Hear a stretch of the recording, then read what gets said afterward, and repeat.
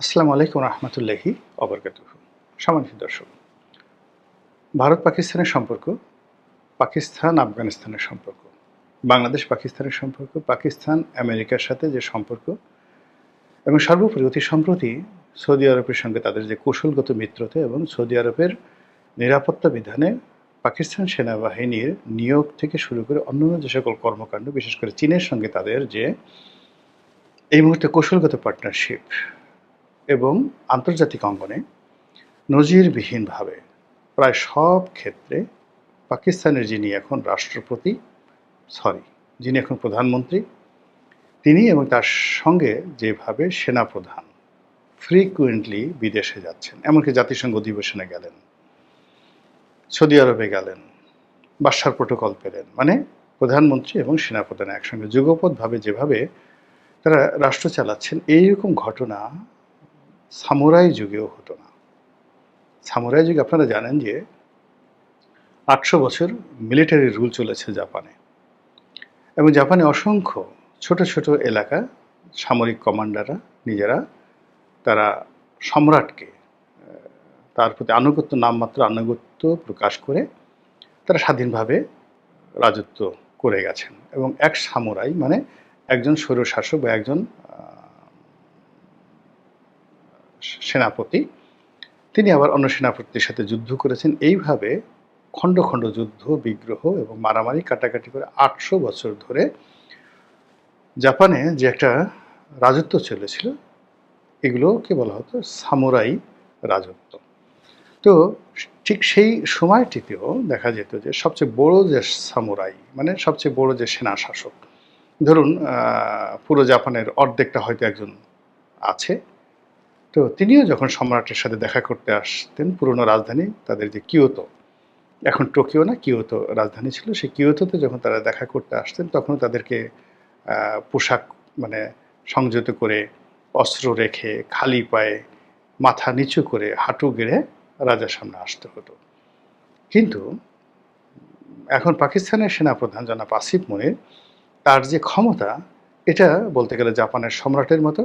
আর সেখানের জনগণের প্রতিনিধি রূপে যাকে বলা হচ্ছে প্রধানমন্ত্রী, তার অবস্থা হয়ে গেছে সেই সামুরাইদের মতো। তিনি এখন আসিফ মনিরের সামনে ঠিকমতো কথা বলতে পারেন না, পায়ের উপর পা তুলে বসতে পারেন না, সব কিছু এলোমেলো হয়ে যায়। এবং এই জিনিসগুলো এখন ঘটছে মূলত মার্কিন মদদে, এবং এর ফলে খুব দ্রুত আমাদের এশিয়া সাবকন্টিনেন্টে দুর্ঘটনা ঘটতে যাচ্ছে, এবং সেই দুর্ঘটনায় বাংলাদেশও জড়িয়ে পড়বে। বাংলাদেশে এখানে অনেক লোক তারা আবার পূর্ব পাকিস্তান হওয়ার স্বপ্ন দেখছে, অস্বীকার করতে পারবেন না। পূর্ববঙ্গ হওয়ার স্বপ্ন দেখছে। অনেকে পাকিস্তানের সঙ্গে বন্ধুত্ব করার জন্য পাগল হয়ে গেছে। ভারতের সঙ্গে অনেকে যুদ্ধ করতে চাচ্ছে, গাজওয়াতুল হিন্দ করতে চাচ্ছে। পাকিস্তানের সঙ্গে সম্মিলিত হয়ে তারা এই পুরো সেই সম্রাট আলমগীর বা আলমগীর, আওরঙ্গজেবের জমানাতে যে বৃহত্তর আফগানিস্তান, পাকিস্তান, ভারত, বাংলাদেশ, বার্মা, এই যে এলাকা একত্রে একটা মানে যাকে বলা হয় একটা সাবকন্টিনেন্ট ছিল, এবং প্রায় 52 লাখ বর্গ কিলোমিটার এলাকা আওরঙ্গজেবের যে রাজত্ব ছিল, এভার এটা চন্দ্রগুপ্ত মৌর্য জমানাতেও ছিল না। এরকম একটা রাজত্ব এখন অনেকেই, যে যারা তরুণ প্রজন্ম রয়েছে, তরুণ তুর্কি রয়েছে, যাদেরকে ইসলামিস্ট হিসেবে আখ্যায়িত করা হয়, তারা স্বপ্ন দেখছে, তারা হিসাব করে ফেলেছে। বাংলাদেশে 18 কোটি মুসলিম, পাকিস্তানে 22 কোটি, ভারতে আছে 35 কোটি, সব মিলে 75 কোটি হয়ে গেল। তার সঙ্গে যদি আফগানিস্তান, শ্রীলঙ্কা, মালদ্বীপ যোগ করেন, সেখানে তো আরও প্রায় যাকে বলা হয় 10 কোটি হয়ে যাবে। এবং সেখান থেকে যদি আপনি ইন্দোনেশিয়া, মালয়েশিয়ার কথা চিন্তা করেন, যাদের আপনি নৈতিক সাপোর্ট পাবেন, তা আরও প্রায় 30 কোটি। তো সব মিলিয়ে এই কটা দেশে, অর্থাৎ বাংলাদেশ, ভারত, পাকিস্তান, তারপরে শ্রীলঙ্কা, তারপর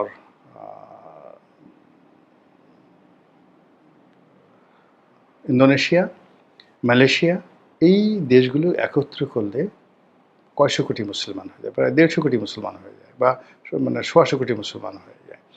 তো এইরকম একটা প্যান ইসলামিক ডাইনেস্টি নিয়ে এশিয়া শুধু নয়, সারা দুনিয়ার মুসলমানরা কিন্তু কথাবার্তা বলছে, তাদের মধ্যে যোগাযোগ হচ্ছে এবং তারা একটা স্বপ্ন দেখছে এবং সেই স্বপ্নের মধ্যে মধ্যপ্রাচ্যে যেমন ইরানকে কেন্দ্র করে একটা সুপার পাওয়ার গড়ে তোলার জন্য অনেকে চেষ্টা করছে এবং এখান থেকে উগ্রতা নিয়ে হিজবুল্লাহ তৈরি হয়েছে, এখান থেকে হামাস তৈরি হয়েছে ইরানকে কেন্দ্র করে। আবার একইভাবে এখন পাকিস্তানকে নিয়ে যে স্বপ্ন দেখা হচ্ছে, সেই স্বপ্নের মাধ্যমে এই অঞ্চলে যে আরও 10টা হিজবুল্লাহ হবে না, এই অঞ্চলে 10টা হামাস হবে না, এই কথা কিন্তু বলা যাচ্ছে না, লক্ষণ কিন্তু সেদিকে যাচ্ছে।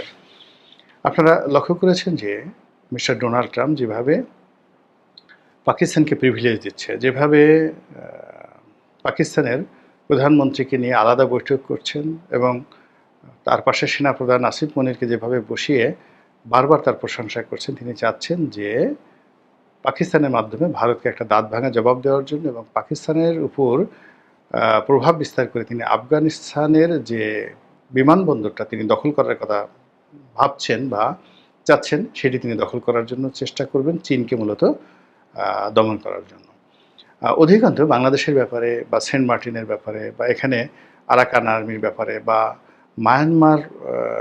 মায়ানমারে যে বার্মা অ্যাক্ট বাস্তবায়ন করার ক্ষেত্রে, রোহিঙ্গা রাজ্য প্রতিষ্ঠা করার ক্ষেত্রে, অথবা একটি পূর্ব তিমুরের মতো খ্রিস্টান রাজ্য প্রতিষ্ঠা করার ক্ষেত্রে, বা বাংলাদেশের ডিপ স্টেট, আমেরিকার যে ডিপ স্টেট পলিসি বাস্তবায়ন করার ক্ষেত্রে তাদের যে মিলিটারি বেজ বা তাদের যে অকৃত্রিম বন্ধু দরকার, সেটা এই মুহূর্তে পাকিস্তান, এতে কোনো সন্দেহ নেই। এবং পাকিস্তানকে তারা ওইভাবে একটা ওপেন টেন্ডার দিয়ে দিয়েছে, সরাসরি পাকিস্তানের সঙ্গে আমেরিকা একটা সম্পর্ক তৈরি করে ফেলেছে। আর যে সকল তাদের যে প্রক্সি বন্ধু রাষ্ট্র রয়েছে, যেমন জাপান, সৌদি আরবিয়া, তাদের সঙ্গে পাকিস্তানের একটা সম্পর্ক স্থাপন করে ফেলছে এবং এটা খুব সুকৌশল এবং ডেঞ্জারাসলি। যেমন ধরুন, গ্রামের একটা সম্ভ্রান্ত পরিবার, তাদের টাকা আছে কিন্তু পেশি শক্তি নেই, কিন্তু অন্য একটি দরিদ্র পরিবার যাদের প্রচুর পেশি শক্তি আছে, তারা কিন্তু যে কোনো কারণে ভয়ঙ্কর হয়ে পড়ে। তো আমেরিকা যে কাজটা করছে সেটা হলো পাকিস্তানকে দরিদ্র থেকে দরিদ্রতর করে দিচ্ছে, ঋণগ্রস্ত করে ফেলছে এবং আগের যে কোনো সময় সে দেউলিয়া বানিয়ে ফেলছে। ফলে জনগণ পেটের ধান্দায় অন্য কিছু চিন্তা করতে পারবে না। এবং বাংলাদেশে কিন্তু এখন একই অবস্থা তৈরি হচ্ছে, অর্থাৎ এখানে একটি বিশেষ শ্রেণীকে, অর্থাৎ এই গত 1 বছরে নাকি 6,000 নতুন কোটিপতি যুক্ত হয়েছে, যেখানে বাংলাদেশের 25 লাখ লোক নতুন করে বেকার হয়েছে, ব্যবসা বাণিজ্য বন্ধ, ব্যাংকগুলো 12টা ব্যাংক দেউলিয়া হওয়ার মতো অবস্থা, যে কোনো সময় দেউলিয়া হয়ে যাবে। তো যেখানে নতুন কোনো বিনিয়োগ নাই, তো সেখানে হঠাৎ করে 6,000 নতুন কোটিপতি হলো কী করে? বোঝার চেষ্টা করুন যে কি একটা অসম 18 কোটি মানুষের মাথার উপরে কাঁঠাল ভেঙে এই 6,000 লোক গত 1 বছরে নতুন করে কোটিপতি হিসেবে আত্মপ্রকাশ করেছে। আর এখানে তারা একটি তাবেদার, শক্তিশালী সামরিক বেসামরিক শক্তিশালী একটি চক্রে আমেরিকা গড়তে চাচ্ছে। ফলে কী হবে? সাধারণ মানুষ মারামারি করবে, কাটাকাটি করবে, ছিনতাই, রাহাজানি, গুন্ডামি, বদমাশি, খুন, ধর্ষণে ব্যস্ত থাকবে আর সারাক্ষণ নিজের পেটের চিন্তা নিয়ে ব্যস্ত থাকবে। আর এই সুযোগে পার্বত্য চট্টগ্রামে কী হলো, খাগড়াছড়িতে কী হলো, বান্দরবনে কী হলো, থানচিতে কী হলো, তারপরে কক্সবাজারে কী হলো, এগুলো নিয়ে মানুষ চিন্তা করবে না। আর তারা যদি একটা তাবেদার পাকিস্তানের মতো একটা সেনাবাহিনী বাংলাদেশে গঠন করতে পারে, তো সেই সেনাবাহিনী চিন্তা করবে, গাড়ি পাচ্ছি, বাড়ি পাচ্ছি, নারী পাচ্ছি, বিদেশ ভ্রমণ পাচ্ছি, ডলার পাচ্ছি, আমাদের কী দরকার তা ঝামেলা করার? আমাদের 18 কোটি মানুষের মধ্যে আমরা সাকুল্যে 2 লক্ষ লোক, আমাদেরকে আমেরিকা যদি ভালো রাখে ক্ষতি কী? তো এরকম একটা মন মানসিকতা সম্পন্ন তাবেদার সেনাবাহিনী গঠন করার জন্য তারা যে সর্বাত্মক চেষ্টা চালাচ্ছে, এটা যদি আমাদের সেনাবাহিনী প্রতিহত করতে না পারে, তাহলে এই সেনাবাহিনীর অবস্থাও কিন্তু পাকিস্তানের মতো হবে। তো এমনি পাকিস্তানকে তারা তো এভাবে বানিয়ে ফেলেছে। এখন সেই পাকিস্তানের মাধ্যমে তারা আফগানিস্তানকে শিক্ষা দিতে চাচ্ছে, পাকিস্তানের মাধ্যমে তারা ভারতকে শিক্ষা দিতে চাচ্ছে এবং পাকিস্তানের মাধ্যমে বাংলাদেশকে শিক্ষা দিতে চাচ্ছে। এবং এই কাজ করার জন্য যত লজিস্টিক সাপোর্ট দরকার, সব সাপোর্ট আমেরিকা দিচ্ছে। ফলে আমার কাছে মনে হচ্ছে পাকিস্তান একটা দুর্ঘটনা ঘটিয়ে ফেলবে। এখন সেই দুর্ঘটনা কি বাংলাদেশের সাথে ঘটাবে, নাকি ভারতের সাথে ঘটাবে, নাকি আফগানিস্তানের সাথে ঘটাবে, ডাজ নট ম্যাটার। একটা ঘটনা ঘটার সাথে সাথে সবগুলো দেশ ইফেক্টেড হবে। অর্থাৎ এরা যদি এখন আমেরিকাকে সাহায্য করে আফগানিস্তানের বিমানবন্দর দখল করার ক্ষেত্রে, ওটা ভারতের সর্বনাশ ঘটায় ফেলবে। এর কারণ হলো ভারত আবার আফগানিস্তানে নতুন করে বিনিয়োগ করা শুরু করেছে এবং আমেরিকা চ্যালেঞ্জ জানিয়ে তারা সিআইএস কান্ট্রিগুলো অর্থাৎ মধ্য এশিয়াতে যে মুসলিম কান্ট্রিগুলো রয়েছে তাদের সঙ্গে ব্যবসা বাণিজ্য অর্থাৎ উজবেকিস্তান, কিরগিজস্তান, কাজাকিস্তান, আর্মেনিস্তান এ সকল দেশের সঙ্গে আফগানিস্তানের মাধ্যমে ভারত আর একটা সম্পর্ক স্থাপন করে রাশিয়ার সাথে ডাইরেক্ট যোগাযোগ স্থাপন করতে চাচ্ছে। এটা হলো ভারতের প্ল্যান। তারা অনেক ক্ষতিগ্রস্ত হয়েছে, প্রায় $8 বিলিয়ন তারা ক্ষতিগ্রস্ত হয়েছে আমেরিকা যখন আফগানিস্তান ছেড়ে চলে গেল, কিন্তু ওটা ভারত পুষিয়ে নিয়েছে। কিন্তু আবার যদি আমেরিকা এখানে ফিরে আসে, ভারতের এই যে নতুন যে প্ল্যান এটা নষ্ট হয়ে যাবে।